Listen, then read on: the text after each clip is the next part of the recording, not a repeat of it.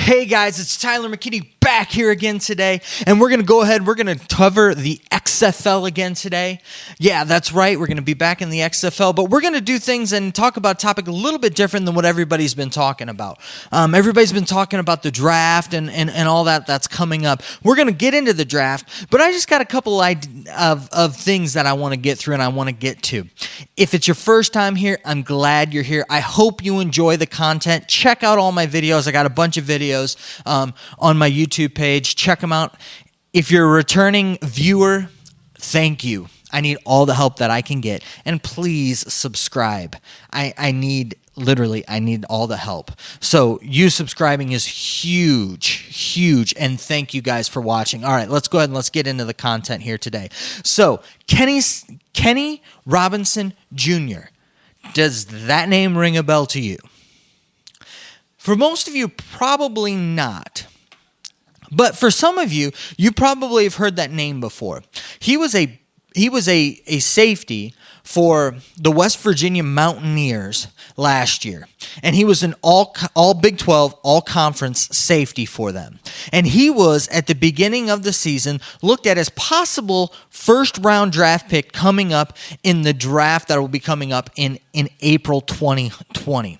Now, the thing is, right now, he currently is ineligible to play in the NFL based upon the NFL rules. He has to get through this football season before he's eligible to be drafted and to play in the NFL, which brings me to the point today. He is our very first player that is going to be in the draft that will be a college player that will be eligible to play professional football. That's right. He's going to be in the XFL draft, and what he's going to do is he's going to go ahead and he's going to try to play come February and see where that lands him. Play the 10-week season and see if he can't possibly take that and further on and make a career out of football.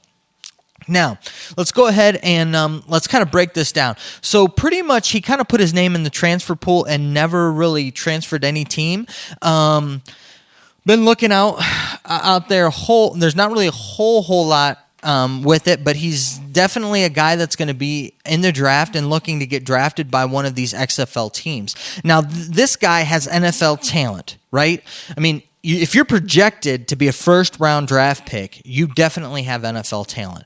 And so his name might be synonymous, not necessarily with being a great football player, but who knows? He might go on to be just an ecstatic, Hall of Famer.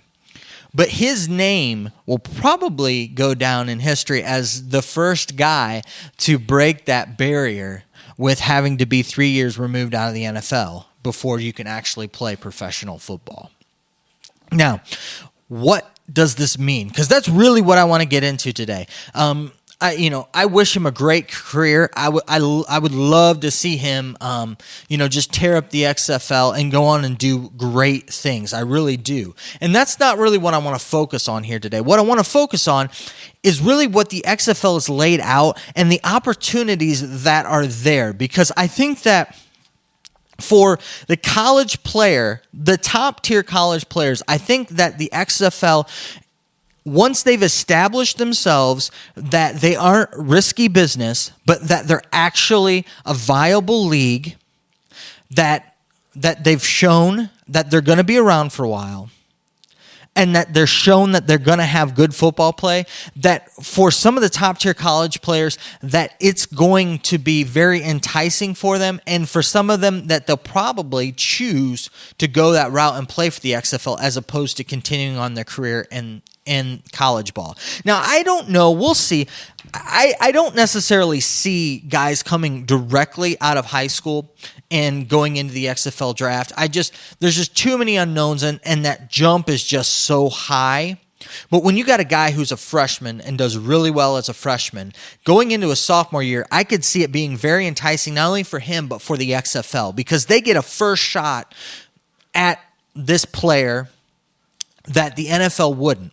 And when I'm looking at these things, I'm looking at things like not just salary, money that they can make, but other money that they can make. Now, if you've been paying attention to the college football kind of atmosphere and things, you've probably seen that California's passed this they passed this bill that is allowing players to not only college players to not only go out and that it will allow them to go out and get an agent. It will allow them to then benefit off of their likeness and make money off of themselves. Not necessarily. How that's all going to kind of transpire is going to be interesting. Now, the thing with that is that you're like, oh, well, Tyler, that's really going to hurt the XFL with that. Not necessarily, because that bill's been passed in California, and the NCAA is trying to figure out every way they can to derail that. And I'm not going into whether I think that that's a good idea or whether I think that that's a bad idea. I'm just stating that out there. Now, there are also, there's probably about a dozen other states that have kind of gone that route as well, to where they're putting their own bills together. And it's kind of one of those things. It wasn't a bipartisan thing. It was a bipartisan thing. It wasn't a split thing where it was like one party or the other. It pretty much was a unanimous decision that the players should be able to do these things. So it'll be interesting to see what happens. But what they did is this doesn't take effect till 2023. Which means by that time that this will take effect, that the XFL will already have 3 seasons in their belt before it will affect any college football coming up, the 2023 season. So the XFL, if it's still around by then, some of you guys think that it's going to fold right away. But if it's still around by then, I think that it's going to have established itself as a commodity that's not going away, that it's going to be something of brand of football, to where it's already kind of gotten itself into that culture that this isn't really going to affect them all that much. And we really don't know outside of California what's going to happen with that. But so as I'm looking at this, I'm looking at these college players. Not only can they make some money, so let's say they get a tier 1 contract, right? So they're going to be making $250 to $650-ish thousand a year. That's if the XFL keeps with the same model they have. If they start making money, who knows how much they'll throw at some of these top tier college guys. So let's just take Trevor Lawrence, because I think he's the perfect example. Tua would be another one too, but I like Trevor Lawrence to use for this this kind of analogy as we're going to kind of build on this, right? So you take this idea. Okay, so now he's going to be making a salary of $650,000, which when you really look at it with guaranteed money and all of that, looking into all that, that's probably somewhere about the average of a second string or third string backup, which is probably what he would be if he was in the NFL, right? So, but he's going to be playing another tier up. So that's already going to be getting him, kind of better, playing against better talent than necessarily he would be in college. Now, some people think that might be a detriment because he doesn't get the developmental stuff down in the other leagues. Some people like it because then, he's actually been spending time with professionals and all of his time is focused on that. You can take that wherever you want. The thing that's huge, though, is that all of the rules that applied to the players of amateurism are gone. These are men. If you remember, they're all over the age of 18, so they're all considered adults. So if they're in the free market, they're in the free market, which means that a guy like Trevor Lawrence, with the face that he has a recognizable face, he will be able to build a brand around him. He can get a Nike deal, Adidas deal, Under Armour deal, whatever he wants. And he's now, not only is he going to be making money from playing football, he's going to be making money on all of these endorsements. And it isn't like the NFL where he's got all these other guys to necessarily compete from. He's going to be kind of the main guy. So coming out of there, getting an agent, making money. So now not only is he making, roughly $500,000 from, playing football. Now, granted, he's only playing 10 weeks. 12 games at the most. Whereas in college, you're playing at least 12 games, possibly up to 15 games right now, okay? So you're playing less games. In the NFL, you're playing at least 16, and then, from there, you've got the playoffs. So you're playing less games than what you would in the others. Now, who knows if they expand the league and things like that, but we're just looking at things of right now. So you're making, in less games, $500,000, which is kind of what a veteran player is going to make. An established veteran player is going to make in the league, in the NFL. And then on top of that, you're able to make endorsements. Because remember, we're dealing with a guy like Trevor Lawrence, who's a big name all over college football. That name can sell. We're not talking about some of the other guys. Now, some of the other guys might come out and they get endorsements and that. But think about that. If he gets just a halfway decent endorsement, all of a sudden now from endorsements, from commercials, from whatever you want, all of the other money that all of these players can make and deals that they can do, all of a sudden now, this just went from $500,000 to millions of dollars. And remember, he still has 2 more years of eligibility. 2 more years before he can actually go into the NFL, which means that the XFL, he gets to play in the XFL for 2 years. So that's 2 years. So let's just say, because I'm just throwing things out there. So let's say he makes $500,000 the first year, he makes $500,000 the second year. All right, so he's at $1 million. Now let's throw in endorsements, and let's just say he makes, $2 million in endorsements a year, right?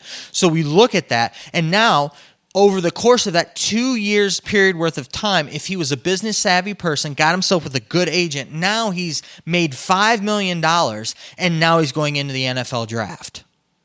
And he might even be more prepared and more ready because he's been around professionals and all he's been focused on has been football. Let's not even take that route. Let's just say that he goes and he plays 2 years in the XFL, and he had all these endorsements and all these things as he went through the 2 years of playing in the XFL, right? Okay, so he comes away, and the man has made at least $1 million off of playing. Now add those endorsements on there. Again, like I said, that's roughly $5 million that he has made. That's huge. That's $5 million that you're not going to make necessarily doing really anything else. And so if he were not to play football anymore, he's actually ended up on the other side of things, because sometimes things happen. You hate to see that happen, but sometimes it happens that a player actually, gets hurt and can never play football anymore, or something happens where they can't play football anymore, and so they're left with that. Well, so you have those things, and that now, granted, you have the flip side where if this person, you've seen it where they come out, a player comes out early and they probably should have stayed in college, and they get picked in lower rounds, and then within 3-4 years they're out of football. Whereas if they would have stayed just one more year in college and got that little bit of extra experience, they'd have been a first round draft pick, and and then they played in the year 7-8 years, and end up with a really nice NFL career. I don't know, but I'm just saying that with the XFL, there's more than just money in playing in the league. With these guys, especially the big name guys, they have opportunities to go out there and make money that they just don't have in college football, especially if they've made a name for themselves in college football. One of the things that is going to be that was a struggle for the AAF is they didn't have any of these big name college guys, and a lot of these guys who were big names on rosters, it's been a couple years before we've seen them, and how in today's day, out of sight, out of mind. And so if they're not right on the tip of your tongue, if we're not seeing them in our face, a lot of times, the value's not necessarily there like it once was. So This is a huge thing that the XFL is doing, and that would be really interesting to watch what happens with Kenny Robinson Jr. and some of these other guys. The other thing that's really interesting with this, and this is kind of going to like with the supplemental draft thing that they're doing that in November. It'll be interesting because the end of November is when the college football season is over. It'll be interesting to see that as things progress with the XFL if their draft is going to change and how that's going to evolve as it goes from just this inaugural season on and on to where are they going to give those guys an opportunity to finish out their college season and then go into the XFL and have an XFL draft possibly in December as opposed to, having it in November. The problem with that is it's still, if you're going to have a February start time, that really is pushing things to the limit with really getting these guys prepared and ready to play the season mid to late February. I mean, you're really only giving yourself possibly 2.5 months with that. But anyways, that was just kind of my thoughts on that. I found that this really interesting and it's kind of something that might be neat to kind of keep an eye on and to watch. All right. Well, if you like this video, please hit the like button. And two, if you got some comments, let me know your thoughts. I love having interaction, dialogue back and forth between us. It's great to see that people are enjoying the content. And also, you guys come up with these things that I never would have thought of. And you bring up some great ideas and some great points, and I love to hear them. So go ahead and put those down in the comments section. Please like the video, and please subscribe. I need all the help I can get. Seriously, guys, I thank you. And if you want to help me out, please subscribe. All right, well, I know that you're busy, and I know that I'm busy. So let's get on out of here. You have a good night. Bye.